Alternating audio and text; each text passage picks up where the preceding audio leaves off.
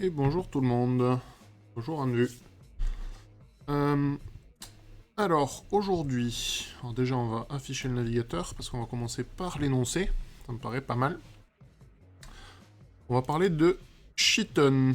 Kiton sûrement je suppose. Donc on vient on a quasiment atteint la sortie de la caverne. Mais les murs se rapprochent. Donc ça devient plus étroit. Notre sous-marin peut difficilement passer.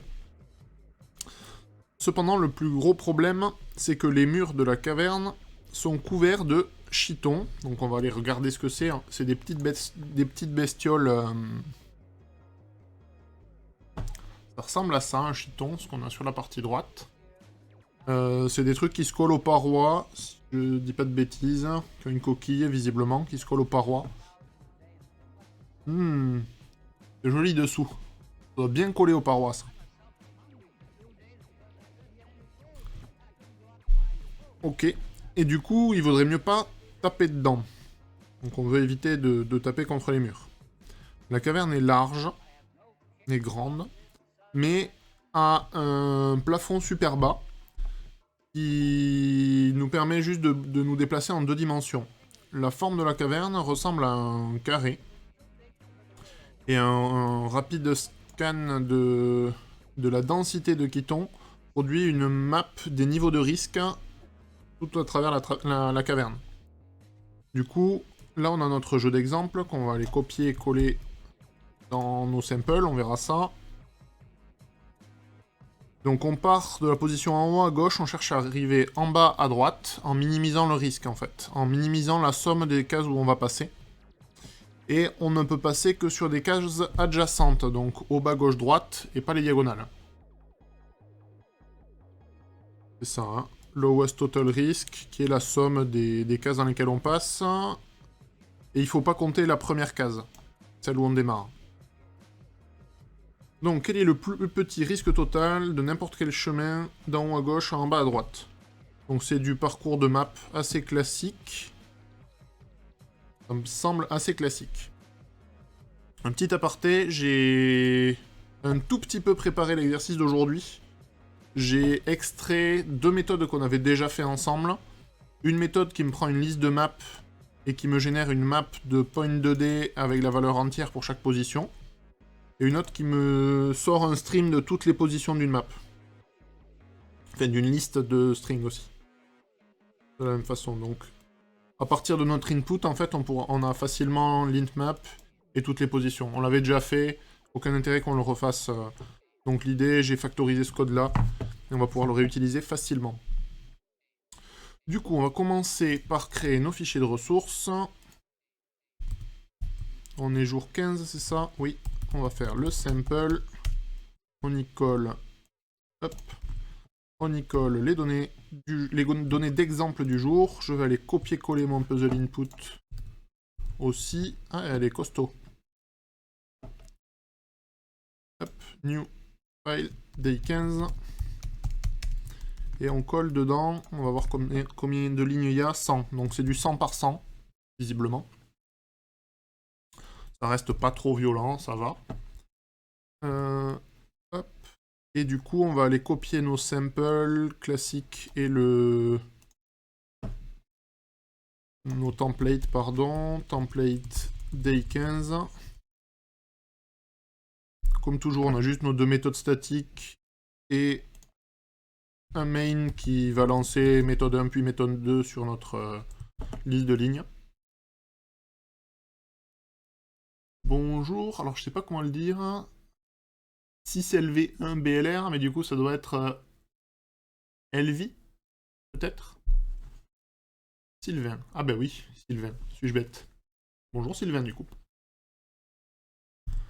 Ok, notre template pour le premier. On va faire le template du second, des tests pardon, de la même façon. Day 15 test. On va les modifier le sample ici, qui sera le day 15. Et on va aller modifier ici et ici. Alors, pour la partie 1, l'énoncé, il nous dit qu'on doit trouver un score total de 40. Donc on va rajouter ça dans nos tests. Et on va revenir ici pour coder. Donc partie 1, on est parti. Donc on a dit qu'on avait rajouté un mapUtils, et dedans on avait deux méthodes. Donc on a le asIntMap de nos lines, qui va nous retourner une map de toutes les valeurs par position. On va appeler ça map, ça ira très bien. Et on a un truc qui va nous retourner le stream de toutes les positions. Je suis pas sûr qu'on en ait besoin pour l'instant, on verra bien. On verra après. Et donc là, on a un point de D starting position qui sera égal à point de D de 0, 0. Avec new, ça marchera mieux.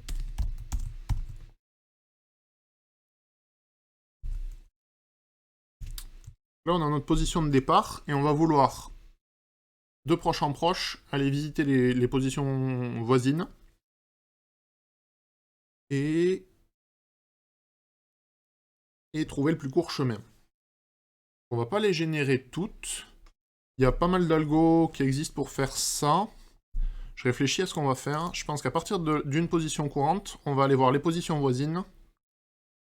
Donc je pense qu'on va devoir garder une map de tous les meilleurs coups par point de D. Donc la même map que celle-là, mais avec des zéros... Non, pas des zéros partout, des integer.maxvalue partout. On va faire un truc comme ça. Donc on va initialiser une map de point de D et integer, ça devrait suffire.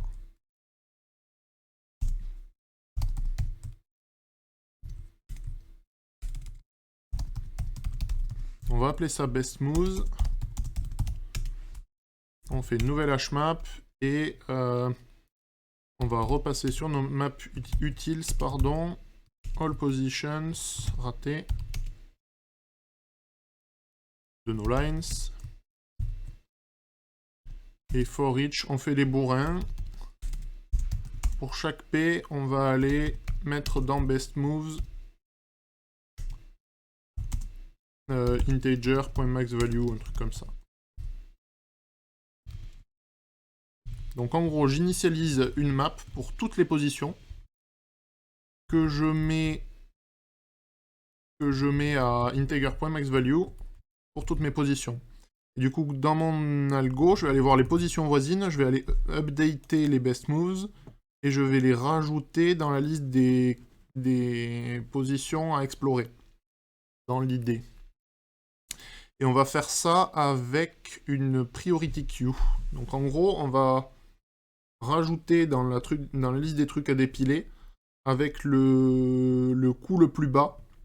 On va aller vérifier toutes les cases autour, voir si ça nous fait des meilleurs coups.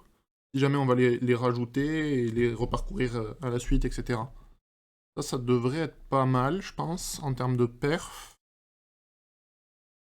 Notre map dont on va se servir pour calculer les valeurs, combien ça nous coûte d'aller dans la case d'à côté. Les best moves, on va l'updater au fur et à mesure avec les meilleurs coups auxquels on arrive pour l'instant. Et du coup, on part de la starting position. On va avoir besoin aussi d'une priority queue.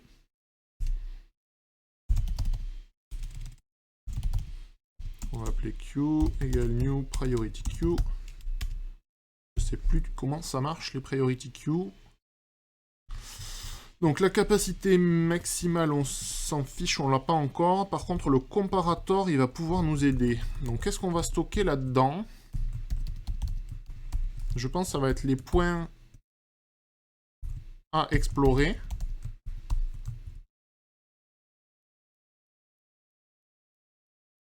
Et je pense que c'est tout. Par contre, le comparator...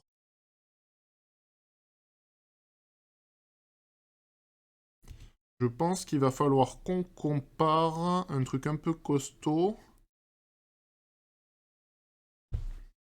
Je réfléchis.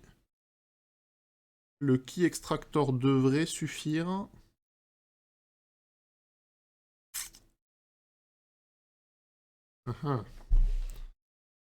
Donc en fait, il faut qu'on arrive à associer à une position son coup, son best move actuel, je pense. Je pense que ça va être un truc du genre...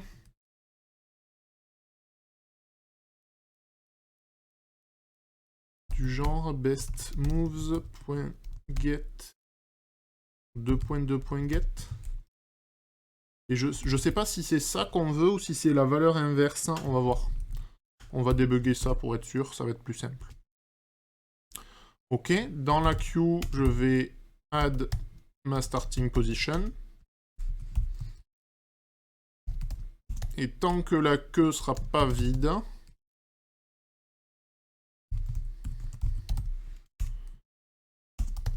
on va itérer dessus. Donc on va récupérer... Yep, c'est pop, Paul. On va vérifier. Ah, on n'a pas doc. Quelle horreur.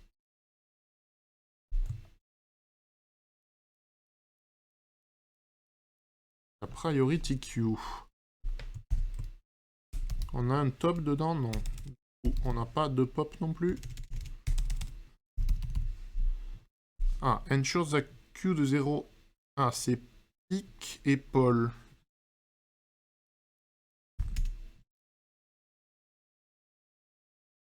C'est mignon, mais... Ouais, c'est ça. C'est Paul, remove et element. Donc il faut qu'on vérifie si le Paul, il vire bien le... Il vire bien le premier élément. On va voir ça.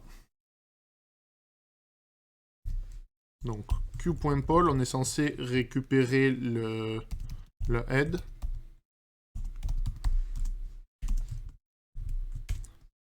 Alors, sur notre head, on peut récupérer les positions adjacentes. Et du coup...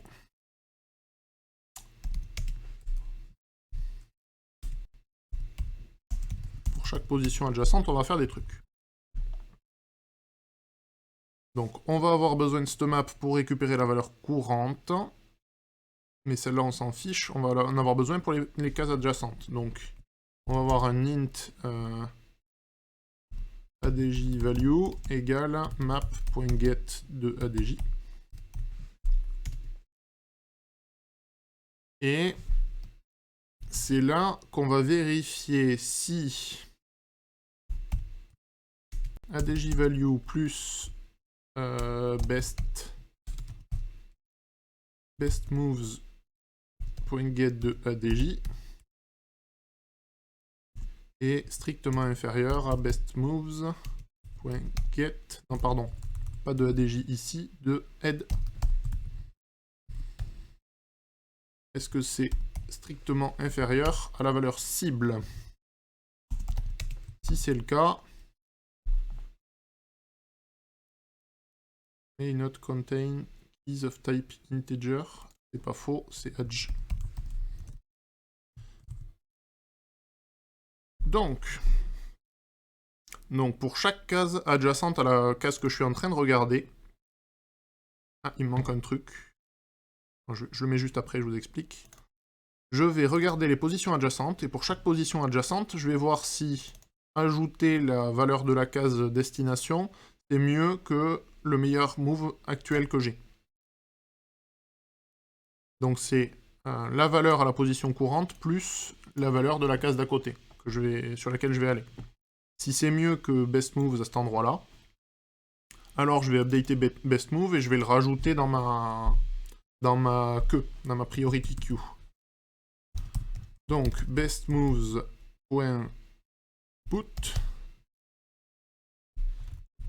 Donc ça va être int target value. On va appeler ça.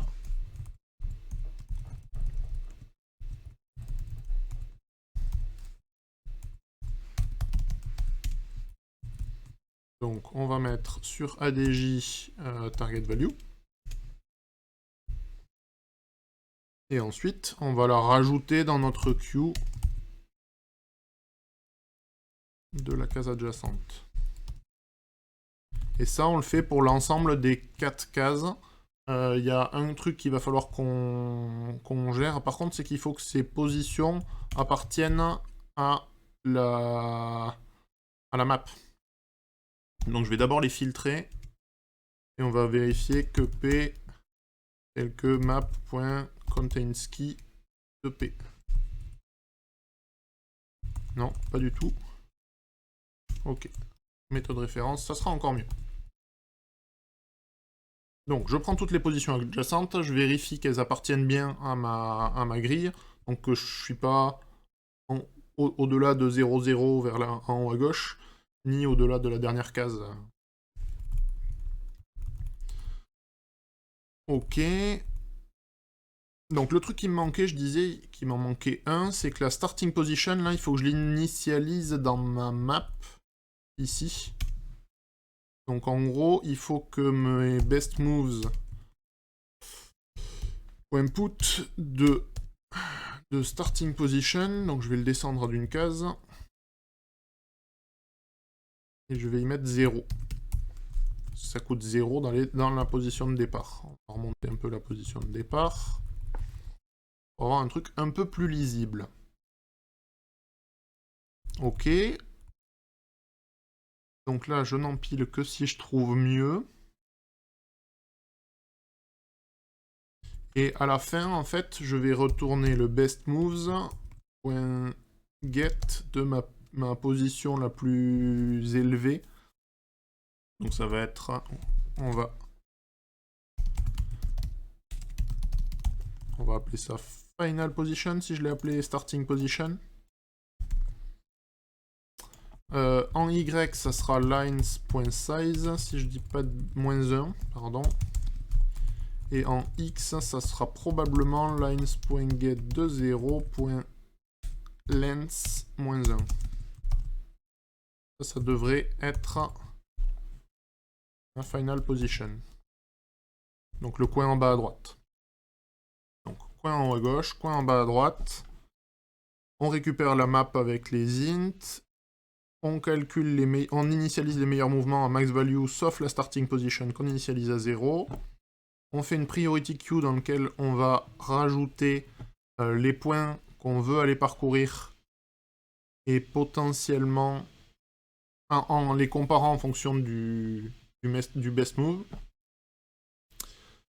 On rajoute la tête, enfin la position de départ, et on commence à itérer en dépilant systématiquement la tête.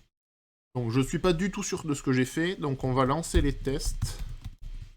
Le principe me paraît pas mal, je pense que j'ai potentiellement un problème dans ma priority queue où il faudrait que j'inverse la condition, on va vérifier ça ensemble.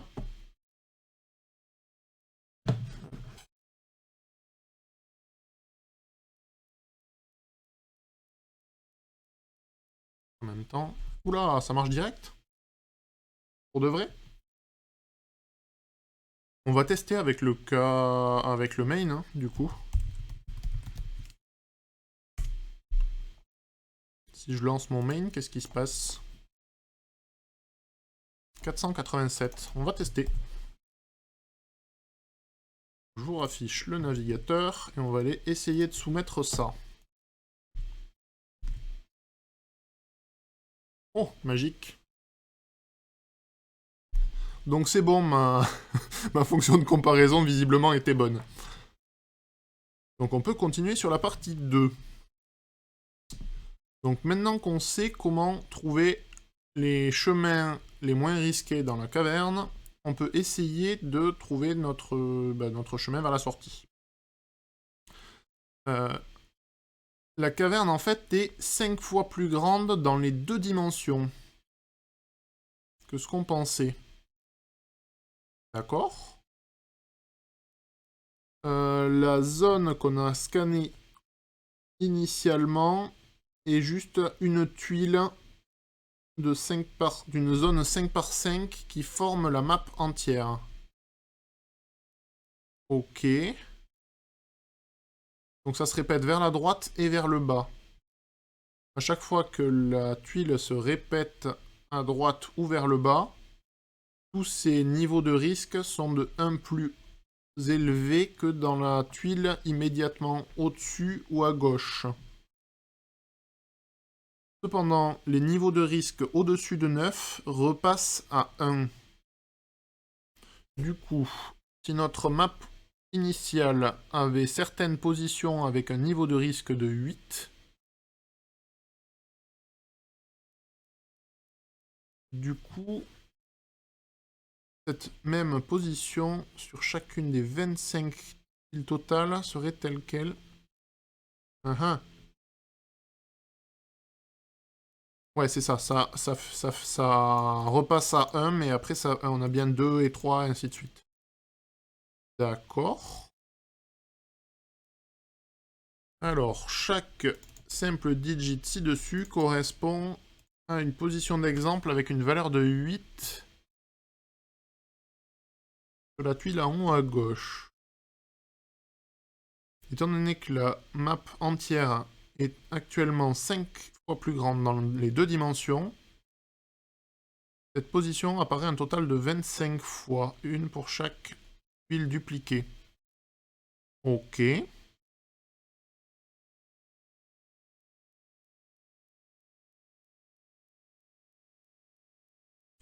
Équipé avec la map entière, vous pouvez maintenant trouver un chemin.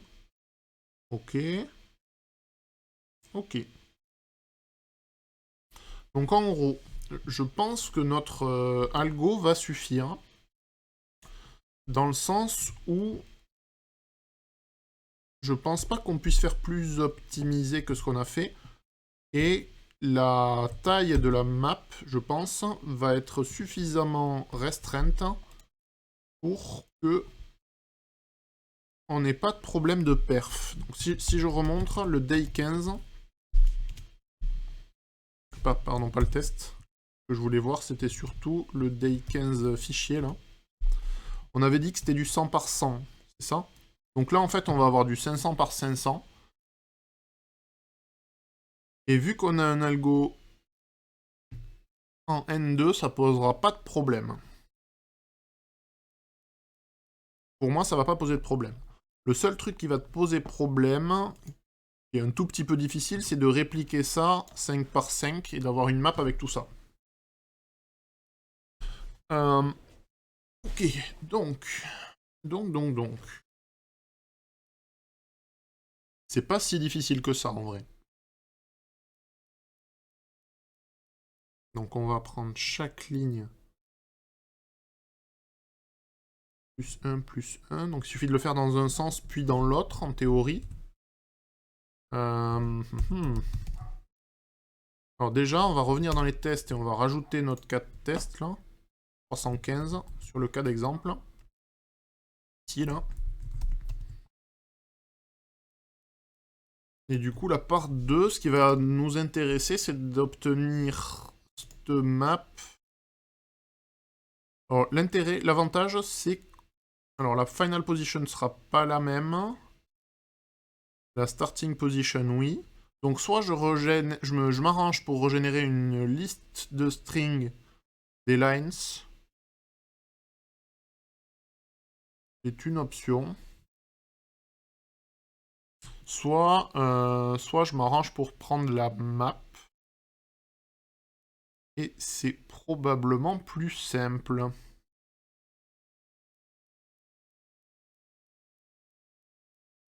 Ah, il y a un truc qui m'arrange pas. Je réfléchis en même temps. Hein. Donc je pense que tout cet algo, il reste valide. Le seul truc, c'est générer cette map. Soit en ayant juste une liste de lignes différentes qu'on peut construire, soit en changeant comment on la génère. Du coup, je pense que le all positions, il va pas être chouette.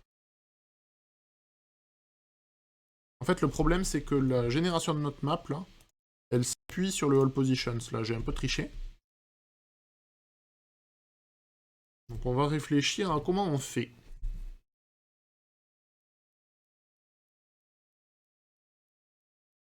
Donc en gros, c'est juste deux boucles de 1 à 5. Ah, c'est facile en fait.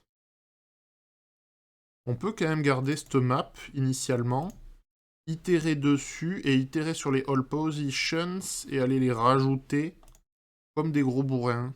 Ça me paraît pas mal. Ok, donc, comment on va faire? Pour l'instant, je fais un vieux copier-coller dégueulasse. Parce que tout l'algo est le même, on factorisera après. Dans l'idée. Donc j'ai copié-collé le truc. On a toujours la même input.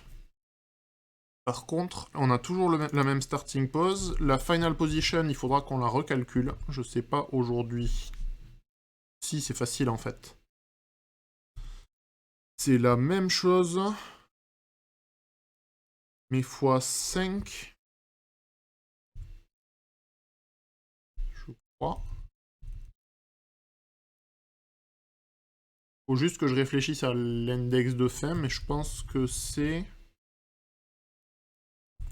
C'est probablement que ça.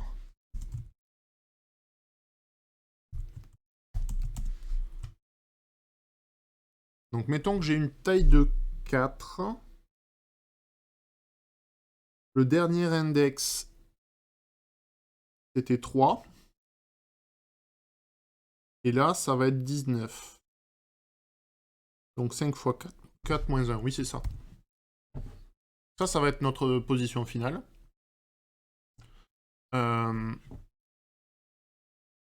Notre map, on peut l'initialiser comme ça me pose aucun problème.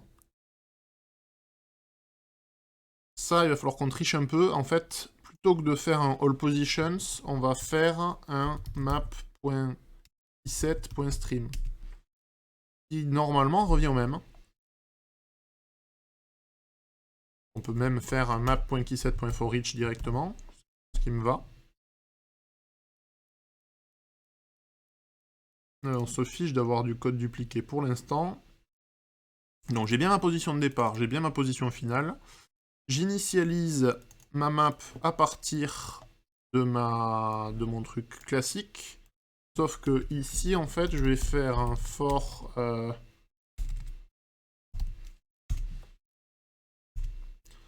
Ça va être quoi? On va itérer sur les lignes et sur les colonnes. Du coup, j'aurais peut-être pas dû l'appeler i, mais c'est pas grave. Donc, en fait, on va aller de 1 à 4. On va pas appeler ça i, on va appeler ça row. Et on va faire pareil, un for i sur les colonnes de 1 à 4.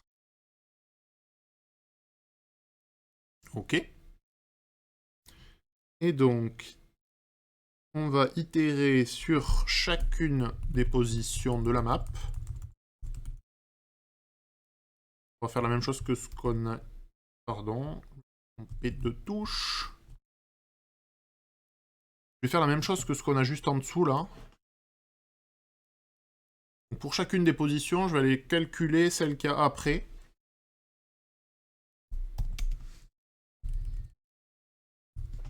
Ok. Donc là, pour la co, on est en col et en row. Du coup, P, on va générer un new point 2D qui va être la transposée. Donc lui, il faut qu'on calcule.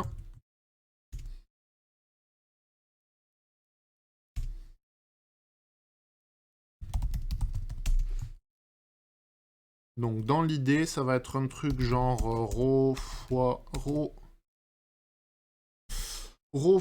lines.get de 0.length x c'est col, pardon, c'est pas row. Plus p.x, un truc comme ça. Et row fois lines.get de 0.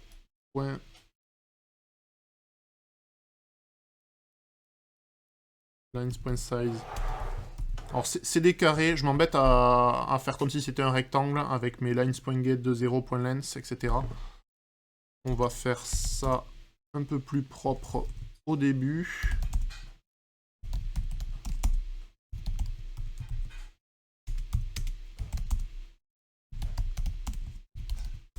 Comme ça, on se posera moins la question. Et donc ici, ça, ce que je multiplie, c'est la colonne fois la width. Et ici, c'est la row fois la height. Qui valent la même valeur, hein, on est bien d'accord. Donc ça, il va falloir que je les déclare final. Ah.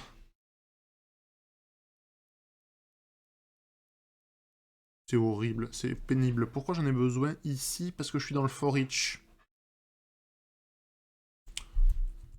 Bon, on va tricher. On va faire un for là-dessus, plutôt que de s'embêter avec un for each. Et on va récupérer ça et on va le faire dans le corps du for. C'est fou, ça marche pareil. Et du coup, lui, je vais l'appeler P. Comme ça, on a la même chose.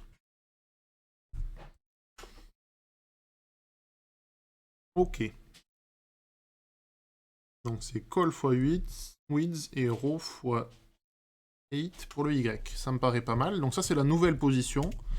Et là, dans notre map, on va put. Il va falloir qu'on calcule. Donc on put sur la position transposed.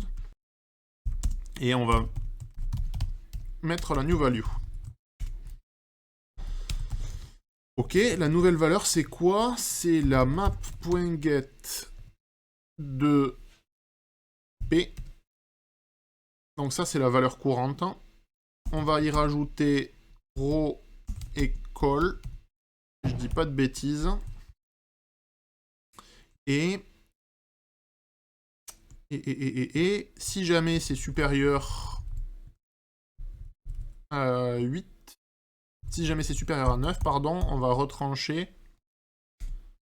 Donc on va faire un... On va l'appeler sum, ou new value, bêtement. Et alors, on pourrait faire un if new value strictement supérieur à 9. New value moins égal 8. Je crois que c'est ça. Donc, mettons que je passe... Non, c'est moins égal 9, pardon. Donc, si je passe à 10, ça veut dire qu'il faut que je passe à 1. Par contre, vu je suis pas sûr... Alors, combien on peut avoir au maximum? Si on est en 5, on peut avoir plus 10. Si on était déjà à 9, on peut passer à 19. Si j'enlève 9, il restera 10. Donc, c'est pas un if, c'est un while. Ici. Parce qu'en fait, si on est... Le cas maximum, il est de 19. Si on avait un 9 et qu'on est dans la 5e réplication dans les deux sens. Et du coup, se contenter d'enlever 9, on aurait 10. Et donc, on serait toujours au-dessus de 9.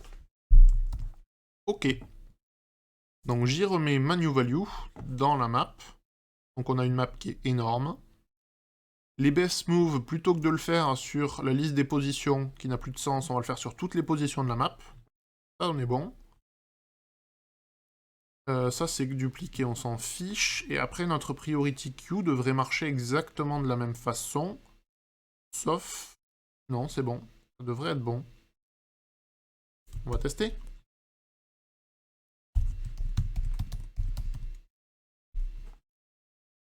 On lance l'intégralité de nos tests. Par contre... Oui, c'est bon, j'ai mis la bonne valeur pour le jour 2. Un modulo plutôt qu'un while. Oui, tout à fait. Je prends. C'est une excellente idée. Ah, une concurrent modification. Oui, parce que j'itère sur la map en même temps que je parcours les clés. On va faire une copie des clés avant d'itérer. Parce qu'on ne veut pas les parcourir directement. Donc je reviens sur le day 15. On va effectivement ici... Alors, est-ce que le moins égal 9, ça va faire un modulo à 9, de 9?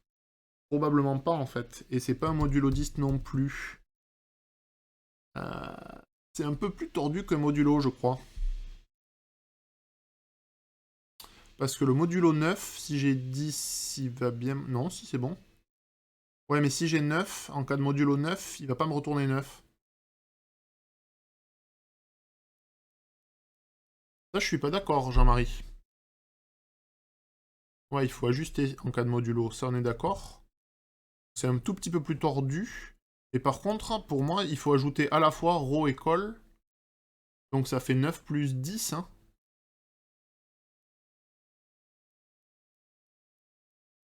Ou alors j'ai mal calculé mon truc, mais... Ah non, c'est parce que ça va faire 4... Ah oui, c'est mon truc qui est faux. Rho et col, ils valent pas 1. Probablement pas. Parce qu'on part de 0. On reprend le cas de base, en fait. Donc là, si on avait un 9 au lieu du 8, on n'arriverait qu'à 8 au max. Donc je suis d'accord. C'est moche, et ça ne marche pas, ce que j'ai fait. Donc le if suffira, en fait. Ça sera plus propre que le fait d'ajuster. Par contre, ici, on va partir de 0 et aller jusqu'à 4. Non, je fais n'importe quoi. Je réfléchis. Oui, au mieux, au pire, en fait, c'est 4 ici qu'on va rajouter. C'est pas 5. Donc t'as raison, ça va faire 9 plus 4 plus 4. Donc on va rajouter 8 au pire, si je dis pas de bêtises. C'est moi qui ai mal calculé. En effet. Donc le if suffit. Notre problème qu'on avait, c'est que... Donc on va vérifier à quelle ligne c'est. Oui, 39. Ok, j'y suis. Ici, vu que j'itère sur le key 7, on va tricher.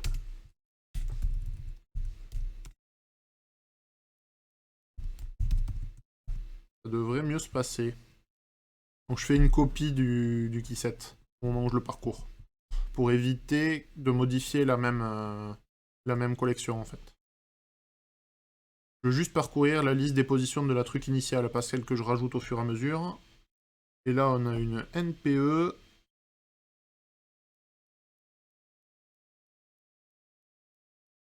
On cherche à récupérer la valeur d'une position qui n'existe pas. Donc c'est le calcul de ma final position qui doit pas être bon. Un truc qu'on va faire, on va s'arrêter ici. Donc soit c'est le contenu de ma map qui est foireux. Donc c'est bien du 10 par 10. Idéalement, il faudrait que dans notre map, on ait une taille de pas du tout 1100. Mais alors pas du tout. Alors on avait du 10 par 10, donc on va avoir du 50 par 50 si je dis pas de bêtises.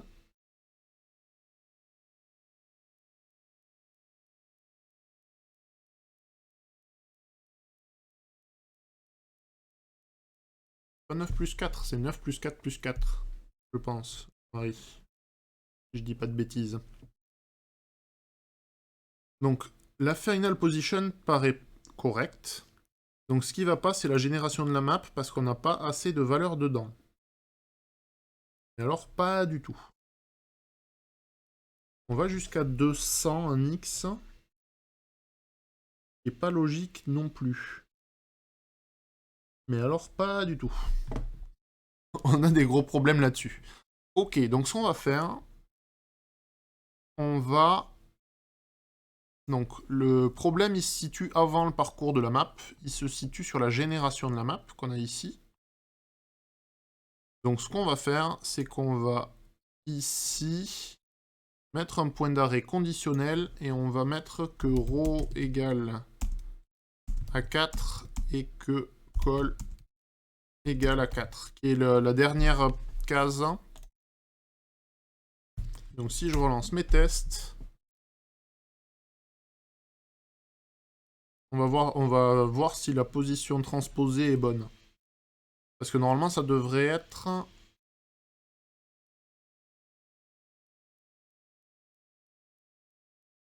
On va être sur la 0,0 là, en P2X. Oh, il me manque un P2Y ici, non?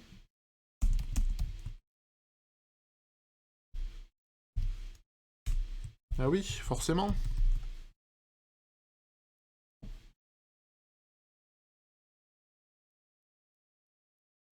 Oula, il mouline comme un fou là.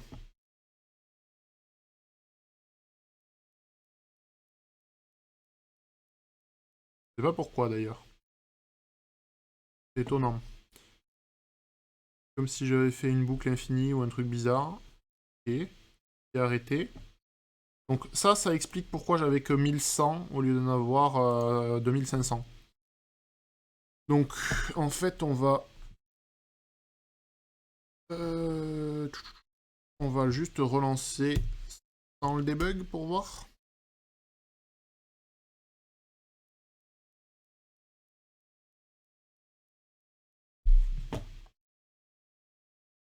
Ouh. C'est beaucoup. C'est beaucoup quand même. Ça serait pas un integer.maxValue ça par hasard? Ça y ressemble. Donc je pense que j'ai toujours un problème de génération, de position, etc. Donc on va repasser en debug là-dedans.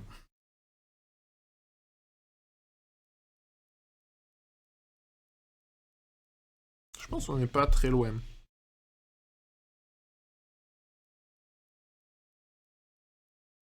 Il aime pas le lancement en debug.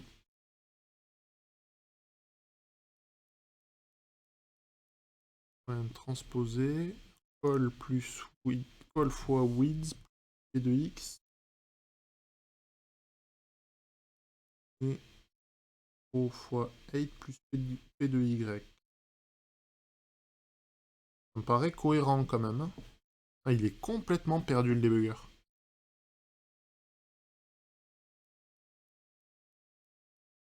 New value égale map.get de la position de base plus row plus call. Ça me paraît cohérent.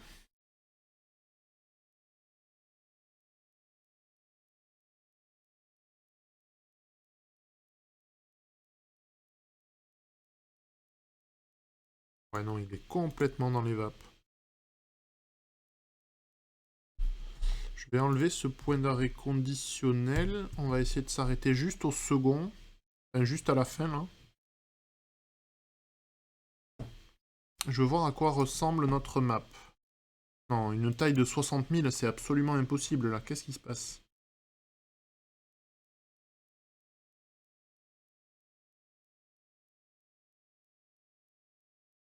Jusqu'à 50.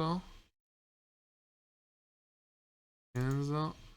Ça m'a l'air cohérent quand même. 16. On devrait avoir du 50 par 50. Du coup, on ne devrait pas avoir des milliards de solutions. Ah, j'ai du 54 ici. On va trop loin. 1, 2, 3, 4. On devrait avoir du 40 et des patates. Ah mais non, c'est du 100 par 100.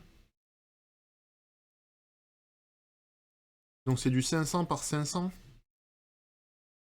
Ça fait pas du tout ça, 500 par 500. Ça fait pas 60 000, du tout. La taille de ma... Ah non, c'est du 50 par 50 ici que j'ai.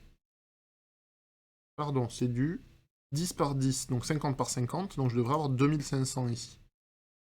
Et donc je devrais avoir aucune valeur supérieure à 50, ça n'a aucun sens. Donc c'est que j'ai bien un foirage dans la génération de mes... J'ai du 70 ici.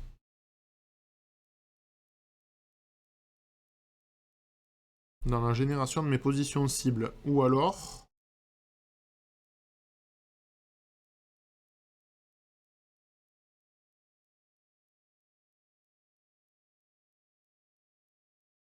Donc de 1 à 4.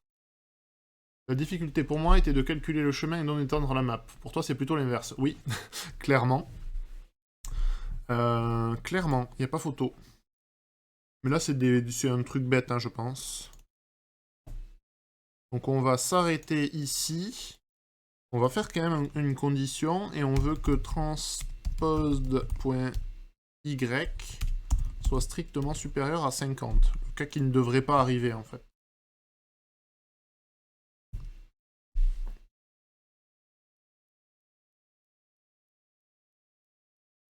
Alors soit c'est qu'il aime pas du tout quand je lui mets des points d'arrêt conditionnels et il met un temps fou à les évaluer.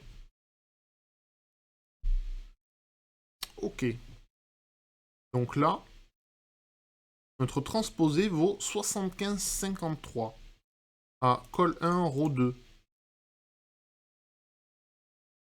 Pourtant,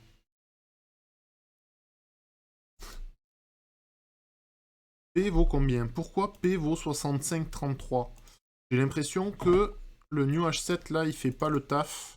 Et que du coup, on itère sur les positions qu'on vient de rajouter ou un truc comme ça.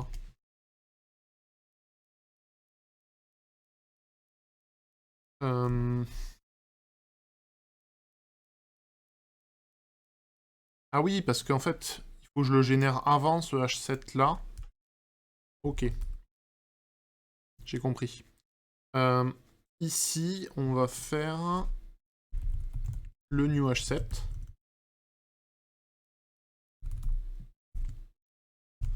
On va l'affecter.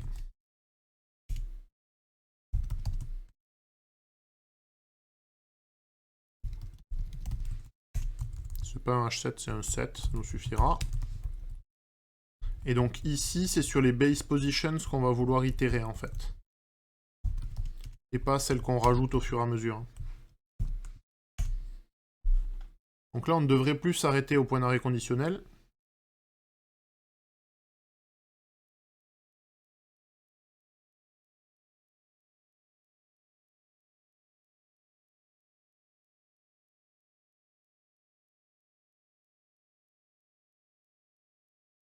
Ok, ça me paraît mieux. Dans la map, comment on peut en avoir 1700? Ça n'a pas de sens. Là, on devrait en avoir 50 par 50. On va essayer d'aller voir. 29, 30, 50... Ou alors, je sais plus compter, mais pour moi, 50 par 50, ça fait 2500.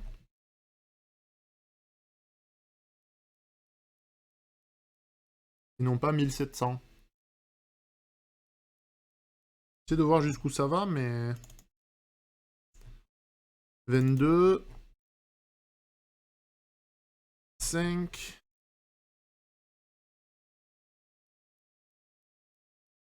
J'ai l'impression qu'il en manque, en fait. 35... Ok. 37... 40... Ça ressemble à un truc à peu près cohérent, quand même.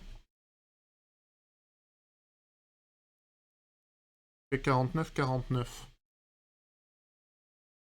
Bon, ça me paraît cohérent quand même, on va voir. Et du coup, si je continue,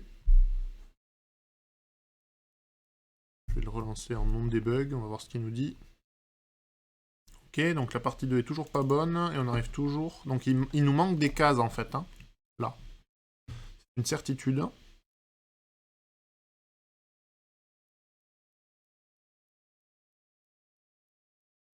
Donc j'itère bien sur les base positions.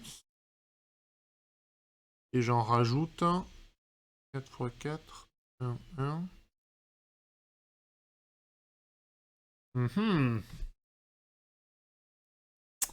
On va mettre un point d'arrêt ici. Je veux savoir combien on a de base positions là. Normalement, on devrait en avoir 10 par 10.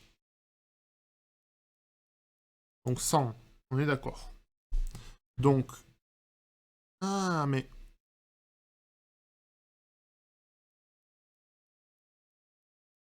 Du coup, on va voir... Non. Si, on peut faire ça en fait. Ça ne changera rien.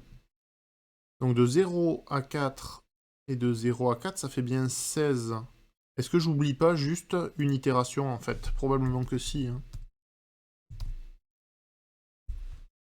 Qu'est-ce qui se passe si je fais un inférieur ou égal à la place?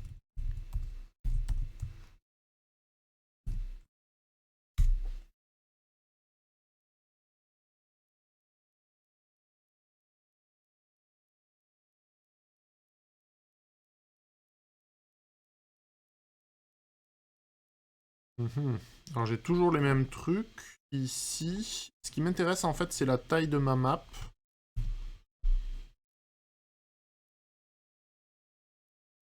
Alors, je suis d'accord que ça change, mais c'est pas normal que j'ai des valeurs aussi élevées. Là, j'ai du 2600.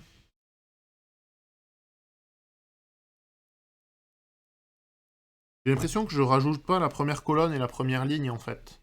Donc il doit falloir que je commence à itérer à 0. Si je dis pas de bêtises.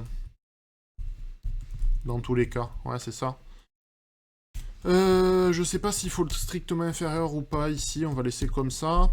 Si on en génère trop, c'est pas grave, en fait.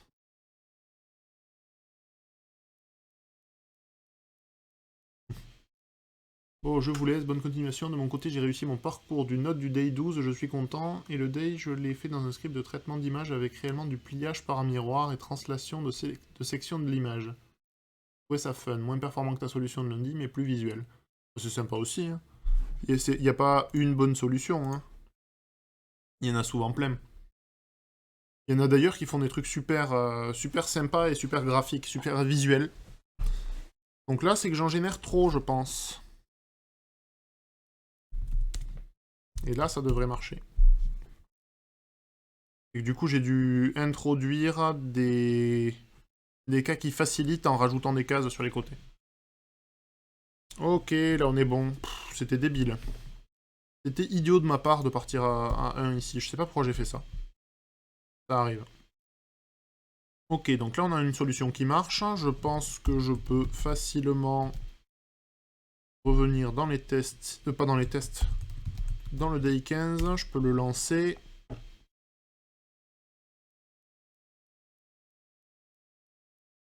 Ah, c'est là qu'on va voir si c'est trop long en fait. Ah, c'est un peu long quand même. Bon, on y arrive, mais c'est un peu long. Je suis pas très fier du temps de calcul, mais... On va soumettre ça quand même. Je suis assez confiant. Et on est bon, on a bien nos 30 étoiles. C'est pas mal quand même, 30 sur 50 là. Le dessin continue doucement. Je pense que là c'est où on avait fait le trou, on a atterri dans les cavernes, on redescend. Je suppose que c'est la map de ce qu'on parcourt pour aller retrouver les clés, a priori. Elles ont disparu depuis un moment, celles-là, ça fait longtemps qu'on n'en a pas reparlé, mais à la base, on cherchait des clés. On va regarder vite fait ce qu'on peut factoriser entre les deux parties. Je pense qu'en fait, le seul truc qu'on veut différemment, c'est cette génération de la map suivante. Et la génération de la map suivante, elle est là. Pardon, elle est au-dessus. Ça. Tout le reste, il bouge pas en fait. Ça, plus ou moins. Et ouais, si, le calcul de la position finale aussi. C'est un peu pénible. Je pense qu'on va laisser comme ça. Ça fait beaucoup de codes dupliqués, mais...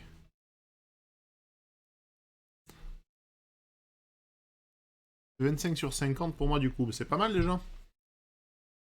C'est pas mal du tout. On va passer la moitié. Du coup, Jean-Marie et Anne-Vue, ça a donné quoi pour vous? Ça a été plus difficile, hein, ou... Anne-Vue, t'as un peu galéré sur le parcours de map, tu te disais que c'était plus dur aujourd'hui? Et Jean-Marie, tu me disais que c'était facile, je crois.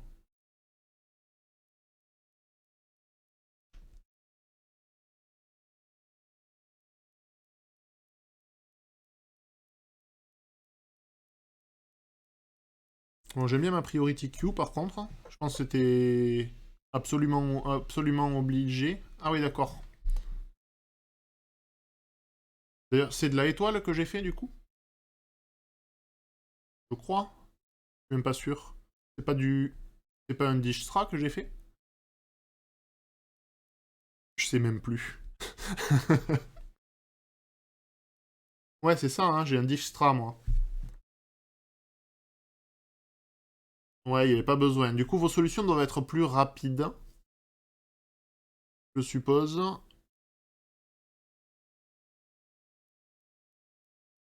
Là, le heuristique, c'est quoi? C'est le fonction du coût de la case d'à côté, en fait. Vous parcourez préférentiellement des cases moins chères à partir de cases où c'est déjà pas cher. C'est ça l'idée?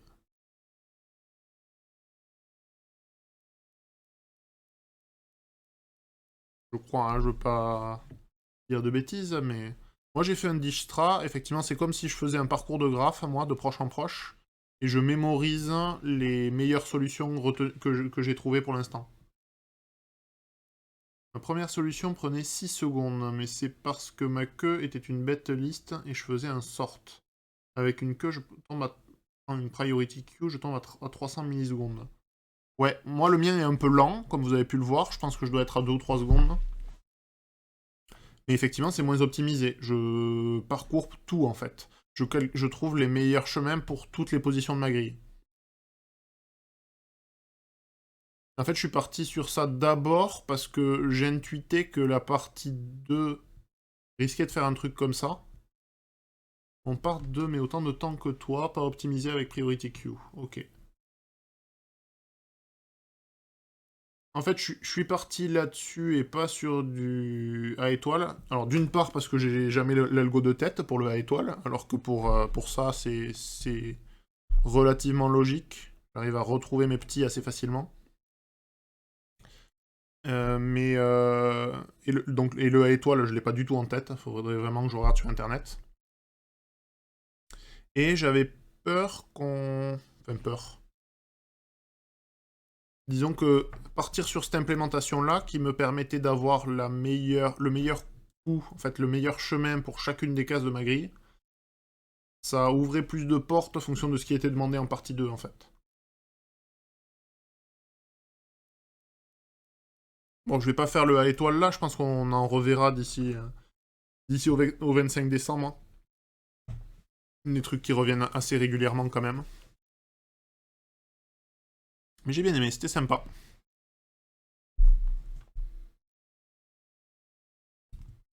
Hop. Bon, mais je vais vous laisser là, du coup. On se dit rendez-vous demain, du coup. On va avoir probablement... Ça commence à se corser un petit peu, c'est bon signe. On commence à avoir besoin d'algo un peu sympa ou de trucs un peu plus réfléchis. Donc je pense qu'on va entrer dans la phase où ça va commencer à taper, ça va être sympa. Bon après-midi à vous, bon appétit si vous n'avez pas encore mangé. Et puis à demain j'espère. Salut!